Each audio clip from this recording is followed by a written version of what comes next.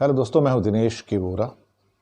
News time में आपका बहुत बहुत स्वागत है। बांग्लादेश के संदर्भ में बांग्लादेश की इकॉनमी के बारे में आज एशियन डेवलपमेंट बैंक ने कुछ वेरी इंपॉर्टेंट ऑब्जर्वेशंस दी हैं। उनका एक इंडिपेंडेंट एवोल्यूशन डिवीजन है आईईडी। उनका कहना है कि हमने बांग्लादेश की काफ़ी मदद की है, आगे भी करेंगे, लेकिन टाइम आ गया है कि बांग्लादेश को अपना पॉवर्टी रिडक्शन के लिए और आगे बढ़ने के लिए अपने आप को डाइवर्सिफाई करना बहुत ज़रूरी है।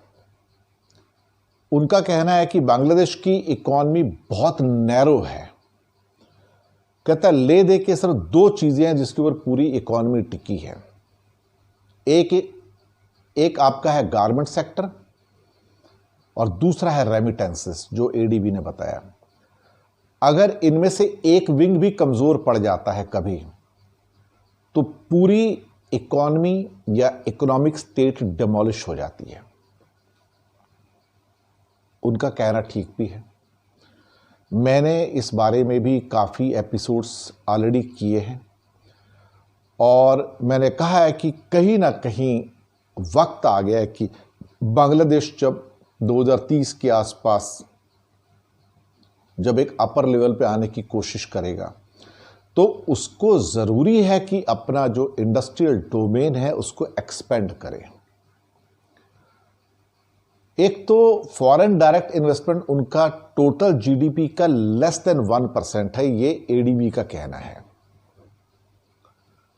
और एग्रीगेट जो प्राइवेट इन्वेस्टमेंट है वो सिर्फ 23% है जीडीपी का, और ये भी बहुत कम है।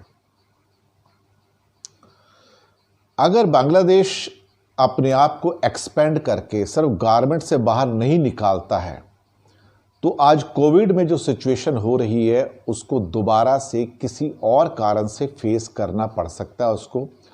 खास तौर से अगर कुछ और देश अगर और कॉस्ट इफेक्टिव रूप से गारमेंट सप्लाई किया, तो जो एकमात्र बेस है बांग्लादेश का वो भी खिसक जाएगा।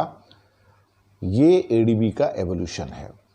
उनका कहना है कि बहुत जल्दी से गारमेंट के अलावा leather goods, process foods, pharmaceutical, light engineering, ship building और ख़ास तौर से उन्होंने कहा कि सर्विसेज के अंदर, क्योंकि सर्विसेज में बांग्लादेश बहुत पुअर है। सर्विसेज एक ऐसा सेक्टर जिसके अंदर इंडिया बहुत स्ट्रांग है और ऑलमोस्ट करीब करीब यहाँ पे 125 से 150 बिलियन डॉलर के इंडिया के एक्सपोर्ट्स हैं।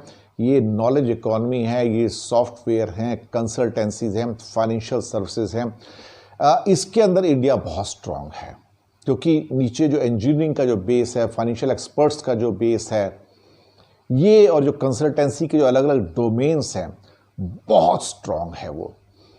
उसका एक बहुत बड़ा रीज़न ये है कि इंडिया के अंदर जो डाइवर्सिफाइड एक्सपर्ट्स हैं, एक तो आईआईटी इंजीनियरिंग जो कि ऑलमोस्ट अभी आप समझ सकते हो कि करीब 70 साल होने जा रहे हैं जो आईआईटीज़ आई थी इंडिया में। पहली आईआईटी आई थी, 68 साल हो गए हैं।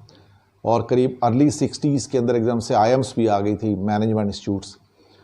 तो उनका जो अब जो क्यूमुलेटिव इफेक्ट है 50-60 सालों का, 70 सालों का, अब दिखाई दे रहा है कि वो जो कंसल्टेंसी का जो पूल है वो बहुत बड़ा हो चुका है। ये एक फील्ड है जहां पे बांग्लादेश को इस टाइम सर्विसेज में कंसंट्रेट करने की ज़रूरत है। सर्विसेज एक ऐसा विंग है जहां पे आपको 5 से 10 साल के अंदर अच्छे रिजल्ट्स मिल सकते हैं अगर आप क्वालिटी मैनेजमेंट के, इंजीनियरिंग के, सॉफ्टवेयर के और कुछ और डोमेन्स, चाहे वो केमिकल फील्ड्स हों, फिजिकल फील्ड्स हों या कुछ और रिसर्च के फील्ड हों, जहाँ पर वो काम करें, तो यहाँ पर वो कामयाब हो सकते हैं। लेकिन फिर बात घूम फिर के एजुकेशन की आती है और एजुकेशन में इन्वेस्टमेंट की आती है, रिसर्च एंड डेवलपमेंट की आती है। अभी देखा जाए तो शायद पूरी दुनिया की टॉप 1000 यूनिवर्सिटीज़ में से एक ही बांग्लादेश की यूनिवर्सिटी जो टॉप 1000 नंबर पे आती है, वो भी 900 और 1000 के बीच में, जो एक बार लास्ट मैंने उसके ऊपर इशू किया था। तो ये एरियाज हैं जहां पर बांग्लादेश को एडीबी के अनुसार तुरंत पिकअप करने की ज़रूरत है। अगर नहीं कर पाते हैं तो फिर अगर कोई और कंट्री ज़रा सा आगे निकला गारमेंट के अंदर, तो यहाँ पे बांग्लादेश के लिए नैरो बेस होने के कारण बहुत बड़ा प्रॉब्लम फेस करना पड़ सकता है। तो एडीबी की एडवाइस बिल्कुल ठीक है और माननी भी चाहिए।